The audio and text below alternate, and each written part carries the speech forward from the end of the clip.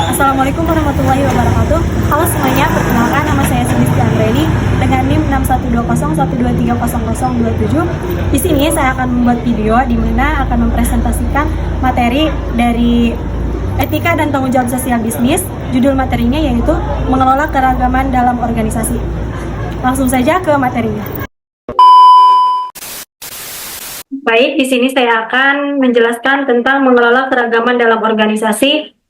Yang pertama, di sini ada pengertian keragaman dalam organisasi. Keragaman dalam organisasi merujuk pada perbedaan karakteristik individu yang ada dalam lingkungan kerja, seperti perbedaan usia, gender, etnis, budaya, agama, tingkat pendidikan, latar belakang sosial, dan gaya kerja. Keragaman ini bisa menjadi aset berharga bagi organisasi jika dikelola dengan baik. Selanjutnya yang kedua, di sini ada manfaat keragaman dalam organisasi, di mana mengelola keragaman dengan efektif dapat memberikan berbagai manfaat organisasi. Di antaranya, poin pertama di sini ada inovasi dan kreativitas, di mana karyawan dengan latar belakang yang berbeda membawa perspektif unik yang dapat meningkatkan inovasi dan kreativitas.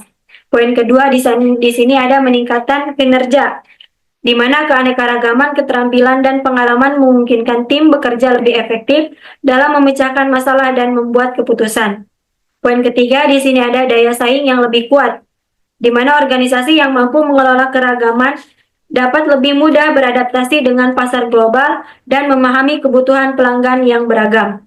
Selanjutnya, poin keempat, di sini ada lingkungan kerja yang positif, di mana organisasi yang inklusif meningkatkan kepuasan kerja dan loyalitas karyawan sehingga mengurangi tingkat pergantian karyawan. Selanjutnya di sini poin ketiga ada tantangan dalam mengelola keragaman. Di sini ada beberapa poin. Yang pertama ada stereotip dan prasangka. Poin kedua ada komunikasi yang kurang efektif. Poin ketiga ada resistensi terhadap perubahan, dan poin keempat di sini ada konflik antar karyawan. Selanjutnya ada di sini teori dalam mengelola organisasi, keragaman dalam organisasi. Poin pertama di sini ada teori identitas sosial, di mana teori ini menyatakan bahwa individu cenderung mengidentifikasi diri mereka dalam kelompok sosial tertentu berdasarkan karakteristik yang sama seperti etnis, gender, atau latar belakang budaya. Selanjutnya ada teori kontak, di mana teori ini menyatakan bahwa interaksi yang sering dan positif antara kelompok yang berbeda dapat mengurangi prasangka dan meningkatkan pemahaman. Namun, interaksi tersebut harus terjadi dalam kondisi yang setara dengan tujuan bersama dan didukung oleh otoritas yang lebih tinggi.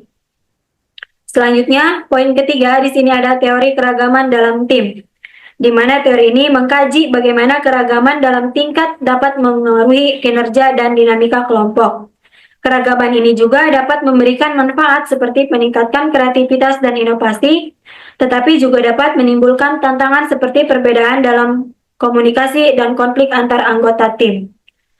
Selanjutnya, poin keempat di sini ada model paradigma keragaman, di mana model ini mengusulkan 3 pendekatan utama dalam mengelola keragaman dalam organisasi. Pendekatan pertama di sini ada paradigma asimilasi, pendekatan kedua ada paradigma akses dan legitimasi, dan paradigma pembelajaran dan efektivitas. Selanjutnya di sini ada poin kelima, teori keadilan organisasi, di mana teori ini menekankan pentingnya keadilan dalam organisasi, termasuk dalam aspek distributif atau pembagian sumber daya, prosedural atau proses yang adil, dan interaksional atau perlakuan yang adil terhadap individu dalam konteks keragaman. Teori ini menyoroti pentingnya memperlakukan semua karyawan secara adil dan menghindari diskriminasi. Selanjutnya di sini ada prinsip etika dalam mengelola keragaman dalam organisasi. Prinsip pertama di sini ada prinsip keadilan, di mana prinsip ini menekankan bahwa setiap individu harus diperlakukan secara adil dan setara tanpa diskriminasi berdasarkan ras, gender, agama, usia, atau latar belakang lainnya. Prinsip kedua di sini ada prinsip respek terhadap perbedaan, di mana prinsip ini setiap individu memiliki hak untuk dihormati terlepas dari latar belakangnya. Organisasi harus memastikan bahwa keberagaman dihargai dan tidak dijadikan alasan untuk perbedaan perlakuan.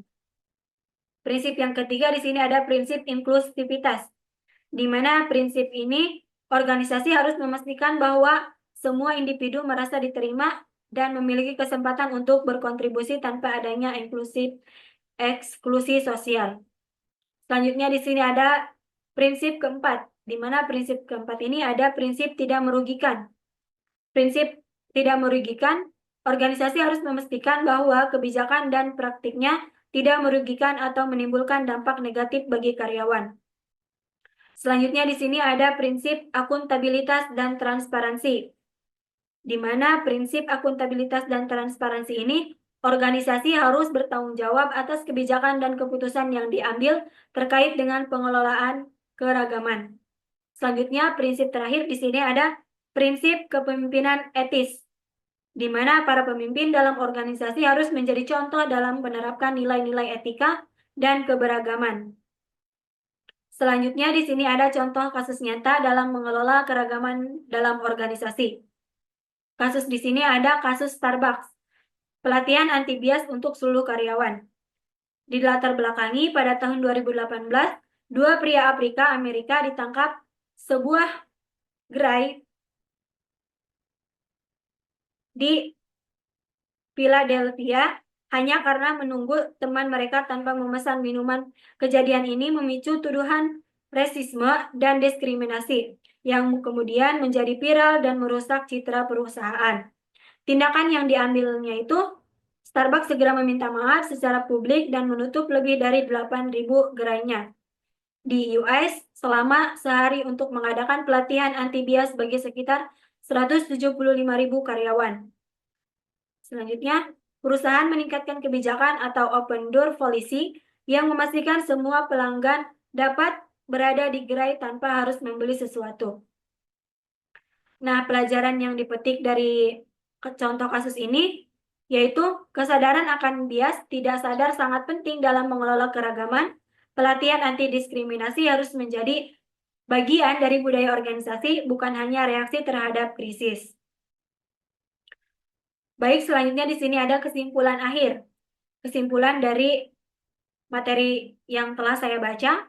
Di sini ada keberagaman dalam organisasi adalah realitas yang harus dikelola dengan strategi yang tepat agar tidak menimbulkan konflik, tetapi juga justru menjadi kekuatan yang meningkatkan inovasi dan efektivitas kerja.